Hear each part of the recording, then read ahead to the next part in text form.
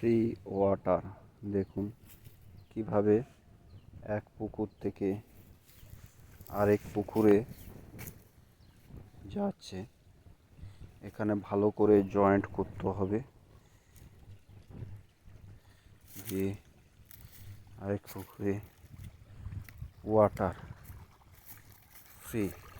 কিভাবে বালতির সাহায্যে ওয়াটার যাচ্ছে, ওয়াটারে